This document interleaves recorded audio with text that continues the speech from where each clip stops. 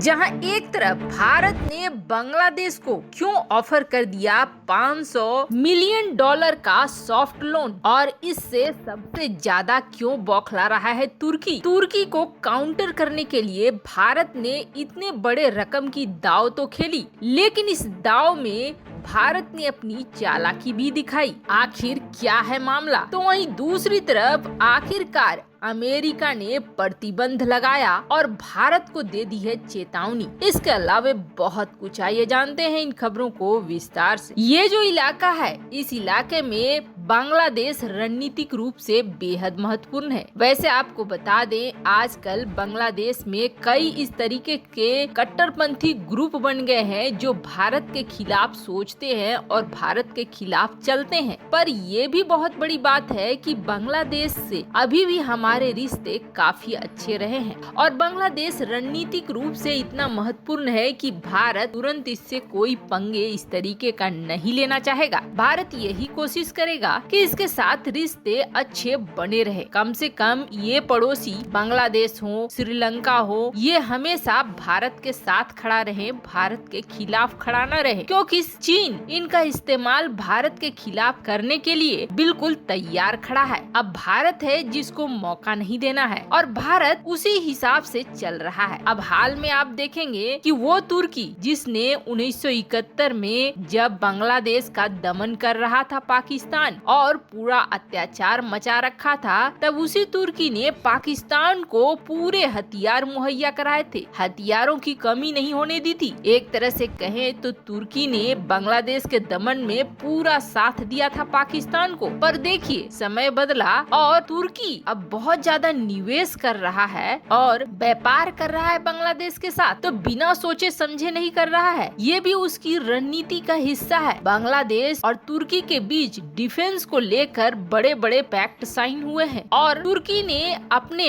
Defence export को करीब $25 billion करने का लक्ष्य रखा है और इसको पूरा करने में दो देश हैं जो पूरी मदद कर रहे हैं। एक तो पाकिस्तान और दूसरा है बांग्लादेश। ये दोनों मिलकर तुर्की को मालामाल बना रहे हैं। पर तुर्की अगर बांग्लादेश में अपने हथियारों को बेच रहा है तो बेवजह नहीं बेच रहा है, वो इसे रणनीतिक रूप से इस्तेमाल करेगा। अब इस वक्त बांग्लादेश को चाहिए हथियार। बांग्लादेश भी चीन से सुरक्षा के लिए और अपनी शक्ति बढ़ाने के लिए हथियारों का जमावड़ा बढ़ा रहा है। ऐसे में भारत और बांग्लादेश के बीच $20 बिलियन का व्यापार होता है। बांग्लादेश से तुर्की को उखाड़ फेंकना था भारत को। ऐसे में भारत ने बेहद ही अच्छी चाल चली है और भारत ने $500 मिलियन का सॉफ्ट लोन ऑफर कर दिया है बांग्लादेश को। लेकिन यहाँ पर कंडीशन लगा हुआ है। आप सोचेंगे कि भारत से पैसे ले लेगा बांग्लादेश और जाकर तुर्की से हथियार खरीद लेगा। भारत तो बेवकूफ निकला जो इतना सारा पैसा बेकार में बर्बाद किया। तो आपको बता दे, यहीं पर कंडीशन लगा रखी है भारत ने ये कंडीशन लगा रखी है कि $500 मिलियन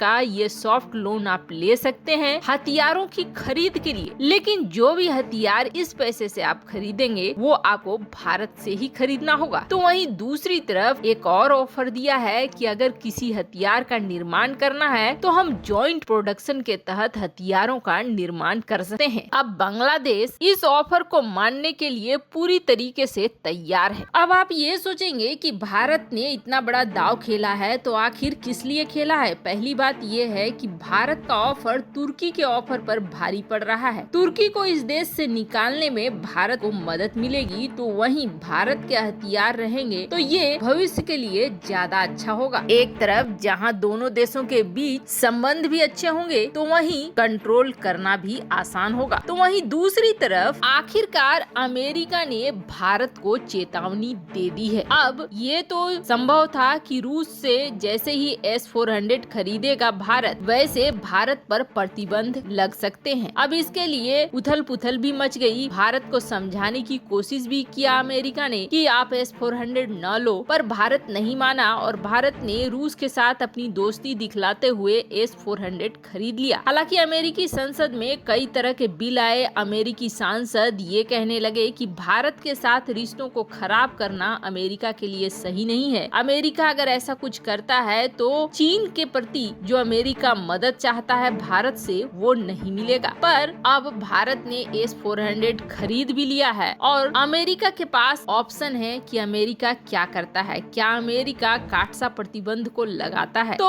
अमेरिका ने इसकी शुरुआत कर दी है। दरअसल नॉर्थ स्ट्रीम जो गैस पाइपलाइन परियोजना है रूस और जर्मनी के बीच, इस पर शुरुआत की है काटसा प्रतिबंध का अमेरिका ने। अब इस परियोजना को लेकर रूस बड़ी चाल चल रहा था, ये अमेरिका को भी पता है। दरअसल इस परियोजना के तहत यूक्रेन को छोड़कर दूसरे रास्ते से डायरेक्ट जर्मनी और रूस के बीच समझौता हुआ और गैस पाइपलाइन बनी। इस गैस पाइपलाइन के जरिए पूरे यूरोप में गैस सप्लाई करने का रूस ने जिम्मा लिया। पर रूस ने भी यहाँ पर चालबाजी खेलते हुए मेन स्ट्रीम जो यूक्रेन से होकर जाल बिछती है गैस पाइपलाइन की, उससे गैस भेजना कम कर दिया और जर्मनी के ऊपर दबाव बनाना शुरू कर दिया कि आप नॉर्थ स्ट्रीम 2 को खोलो, यानी जर्मनी के साथ जो डायरेक्ट रूस का बना हुआ है पाइपलाइन उसे खोलो ताकि यूक्रेन पर रूस हमला कर सके और उसे कब्जा सके। जर्मनी ने जब ये प्रोजेक्ट शुरू किया था तभी अमेरिका ने आगाह किया था कि जर्मनी इस प्रोजेक्ट को न करे और यूक्रेन ने भी इस प्रोजेक्ट के लिए नाटो देश सहित अमेरिका से बार बार गुहार लगाई थी कि इस प्रोजेक्ट को जर्मनी को करने से मना करो। हालांकि अभी अमेरिका के दबाव पर जर्मनी ने